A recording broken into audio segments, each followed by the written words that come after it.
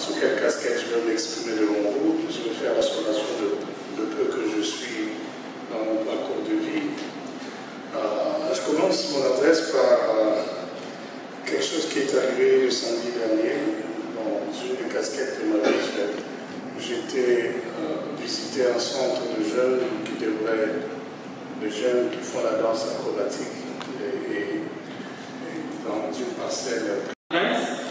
Primary Events, c'est une agence où nous travaillons dans l'événementiel et nous sommes dans l'organisation des événements, la location de matériel événementiel et aussi dans la décoration.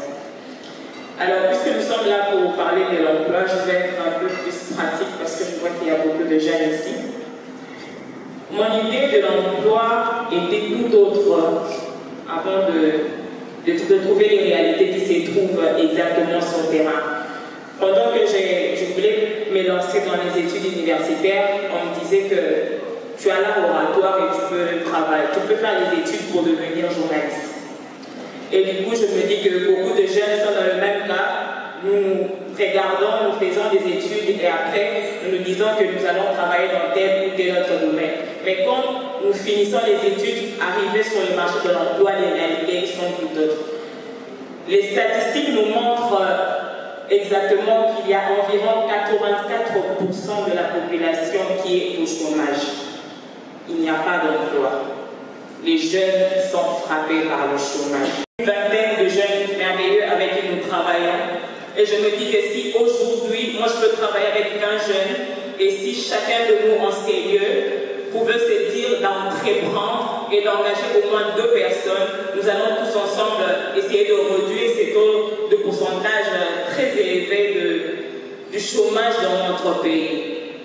Et nous, disons que ce n'est pas le fait de fuir le fait de travailler, c'est pas ça.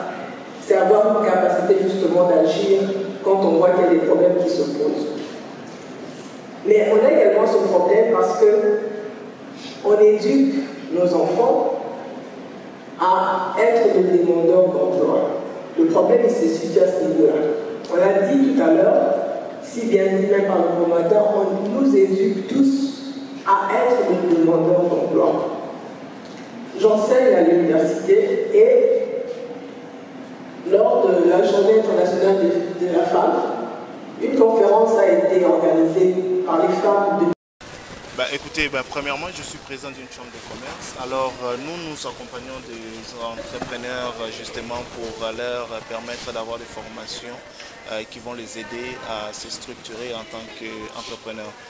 Alors, je ne peux qu'encourager, dire aux jeunes de ne plus nécessairement compter sur les gouvernements pour pouvoir entreprendre dans le milieu des affaires.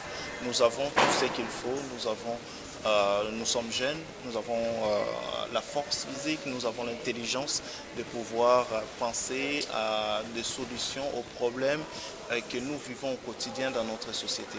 Alors prenons-nous en charge, trouvons les moyens de nous rassembler, d'échanger des idées, de trouver des fonds parmi nos amis, parmi les membres. Écoutez, à titre personnel, moi j'ai une structure qui emploie des Congolais sur place ici.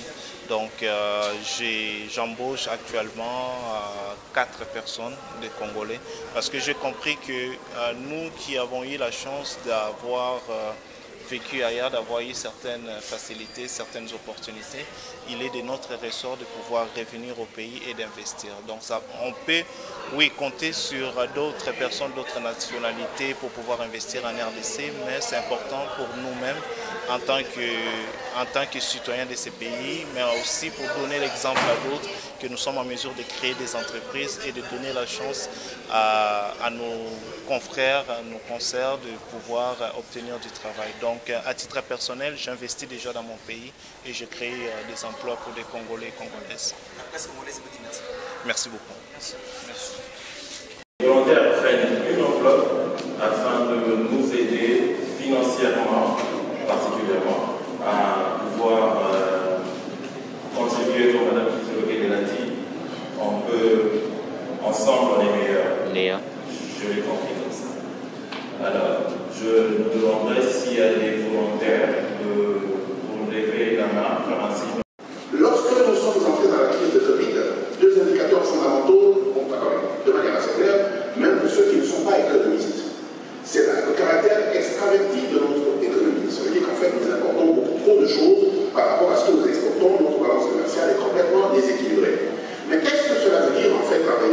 parle d'une extraction, ça veut dire qu'on importe des choses, y compris ce dont on n'a pas besoin. Mais quel est le sens du mot importer? Ça veut dire qu'en fait, lorsque vous achetez des biens qui ont été fabriqués dans un pays, vous payez les salaires dans ces pays-là et vous payez le développement dans ce pays-là. La deuxième leçon de la pandémie Covid, c'est le fait que nous avons une économie à 90% informelle. Informelle, ça veut dire qu'en fait, l'État n'a aucune relation organisée avec les citoyens et avec les entités économiques. Ce qui veut dire qu'en fait, que quand les uns et les autres ont commencé à tomber à faillite, et vous le dites si bien, les Quinois vivent au quotidien, les Congolais vivent au quotidien, on s'aperçoit qu'on n'a justement pas les moyens de pouvoir intervenir. Là où les pays organisés comme le Maroc avaient saisi l'opportunité de soutenir un certain nombre de petites entreprises, la RDC n'avait pas les moyens ni les structures nécessaires pour être en mesure d'intervenir. Alors vient un chef de l'État qui dit c'est le moment de faire la revanche du sol sur le sous-sol. Et je voudrais vous en parler. Lorsque vous regardez la structure commerciale de notre pays, nous exportons des produits miniers. Vous êtes au courant? Et lorsque nous exportons des produits miniers, ils sont vendus en dollars. Et donc nous recevons des dollars dans notre trésorerie. Et le lendemain, comme des véritables idiots, nous prenons ces dollars, nous les envoyons à l'extérieur pour acheter des cure-dents, pour acheter de l'eau, pour acheter des champignons, pour acheter des haricots. Moi, je me pose juste la question, collectivement, est-ce que nous réfléchissons bien à ce que nous faisons? Les peu de dollars que nous recevons par la seule chose que nous les exportons, puisque trouve être des produits miniers, un peu de produits forestiers. Mais donc, aussi vite que nous avons ce peu d'argent, on s'empresse à le donner aux Indiens, aux Libanais, pour importer des choses que nous pouvons produire ici. Et surtout l'analyse que notre ami a fait. D'abord, commencer par féliciter les organisateurs de l'activité, parce qu'on a besoin de ce genre d'activité pour pousser les jeunes à pouvoir réfléchir autrement. Et quand on parle d'entrepreneuriat, on sait que les plus grandes économies se basent sur le secteur privé. Et c'est le socle du développement de beaucoup de pays. Et notre pays également, la RDC, a besoin d'un entrepreneuriat responsable. Et on se fie justement à tous ces jeunes pour pouvoir leur insuffler ce souffle-là, leur montrer qu'il y a d'autres possibilités que de pouvoir chercher l'emploi cadré, comme on dit. Et j'ai parlé justement des facilités qui étaient offertes par le guichet unique de création d'entreprise et qui étaient offertes à tous les entrepreneurs, notamment la facilitation à créer des entreprises dans des délais très courts, 3 jours, le coût réduit pour les personnes physiques qui est évalué à l'équivalent en francs congolais de 30 $ américains, et pour les sociétés, peu importe leur forme, c'est l'équivalent en francs congolais de 80 $ américains. Également la centralisation de procédures, parce que quand vous venez au guichet unique, le guichet unique sert en fait d'interface à toutes les administrations qui concourent au processus de création d'entreprise. Donc quand vous sortez du guichet unique, vous avez tous les documents qui vous permettent de pouvoir exercer vos activités génératrices de revenus à votre guise.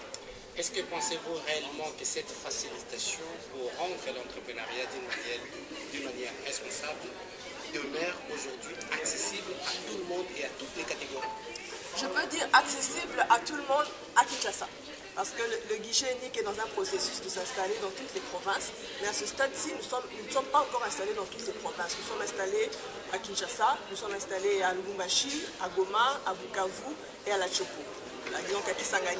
Et dans les autres provinces, notamment dans la ville de Mbujimayi, Kananga, Isiro et Kolwezi, nous avons des bureaux. Mais dans toute la RDC, nous ne sommes pas encore là. Donc cette facilité est offerte, mais pas encore dans toutes les provinces de la RDC. Et justement, nous nous battons avec l'appui du gouvernement pour pouvoir nous installer dans toutes les provinces, parce que la facilité à créer les entreprises doit être offerte à tous les Congolais de la République démocratique du Congo. Madame la DGA, merci. C'est moi qui vous remercie. Merci. Maintenant, je peux l'accompagner.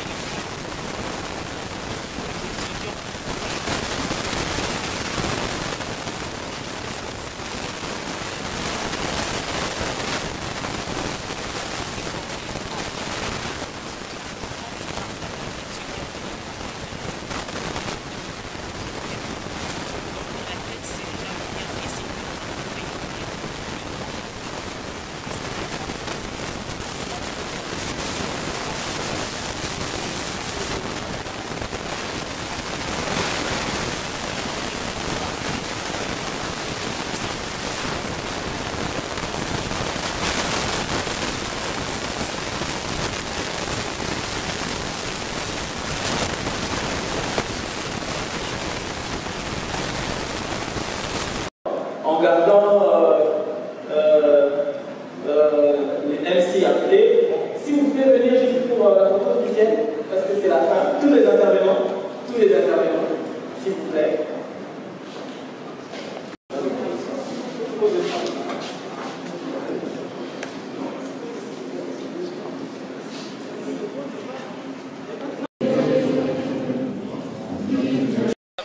À cette subvention, aujourd'hui, vous avez intervenu. À quoi consistait votre point essentiel sur ce que vous avez dit? Nous avons parlé de l'entrepreneuriat au Congo, combien ils ont du mal à survivre dans cet environnement actuel ou dans ce climat d'affaires actuel dans le pays. Et avons essayé de donner quelques solutions qui pourraient faciliter ou améliorer la vie des entrepreneurs dans le pays. Plus de 90% des entrepreneurs sont des expatriés. Comment jugez-vous le degré de la croissance de l'entrepreneuriat sur le plan local ici? Déjà, c'est injuste. Je vais le dire comme ça, c'est injuste parce que nous avons du potentiel dans le pays. Nous avons des locaux, des nationaux qui sont prêts à tenter l'aventure, mais qui sont bloqués à cause des conditions et des difficultés dans le secteur dans lequel ils veulent se lancer. Et dans tout ce qui est fisc, dans les lois du pays pour leur faciliter l'entrepreneuriat. Quel est le climat des affaires sur le plan national? Nous savons que comme je l'ai dit dans mon intervention, qu'aujourd'hui le parcours ou l'entrepreneuriat dans le pays en RDC est carrément comparé à un parcours de compétences, un climat désastreux, catastrophique, et que je pense, comme je l'ai dit dans mon intervention, qu'il serait judicieux à notre gouvernement, au chef de l'État lui-même, de prendre en charge, de prendre ses responsabilités et d'essayer de voir si, parmi les solutions, la création d'un guichet unique fiscal pourrait faciliter les entrepreneurs à évoluer dans le pays.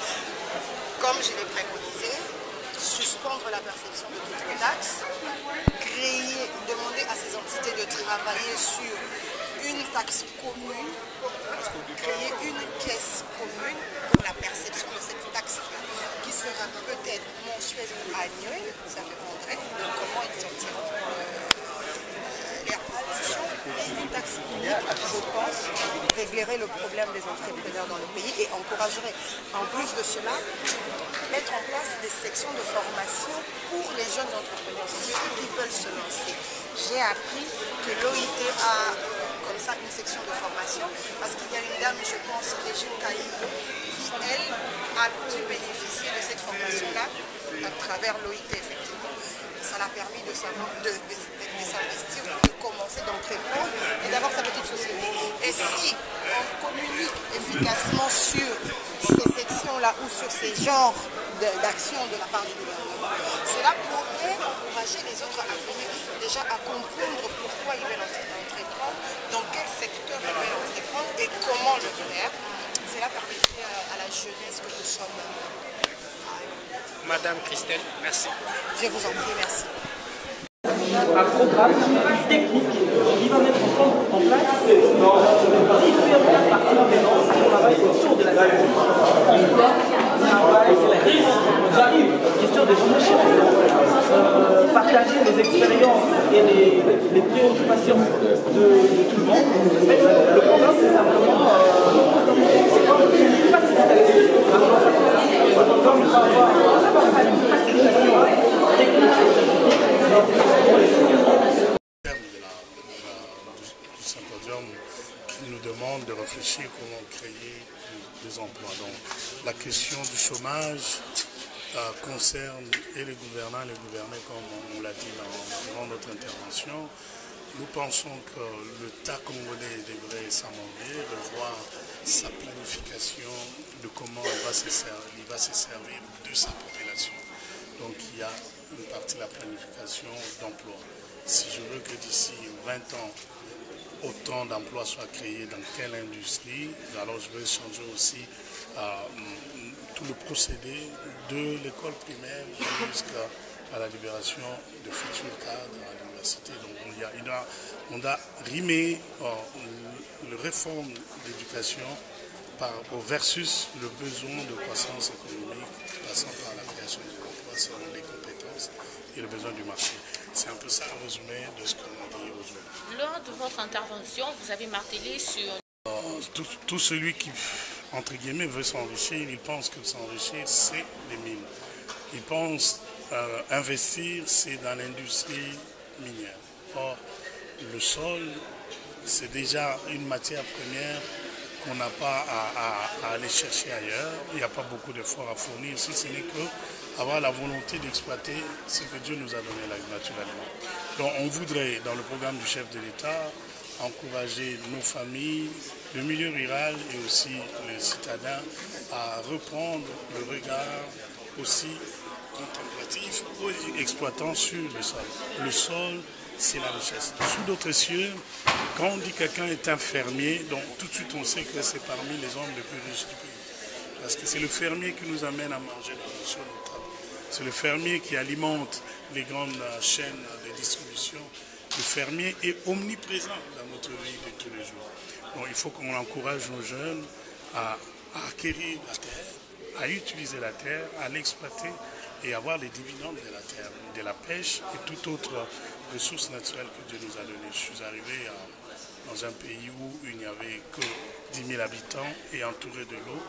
Presque tout le monde savait comment aller chercher un poisson dans l'eau, comment le vendre, comment le préparer. Et c'est la pêche industrielle qui est le secteur qui fait croître le PIB de cette nation-là. Je pense que si le Congo, avec toute la superficie qu'on a, on exploitait l'industrie agroalimentaire comme il faut, il y a très peu de gens qui diraient à la télé « Papa Banatal, là sur les Cambo ».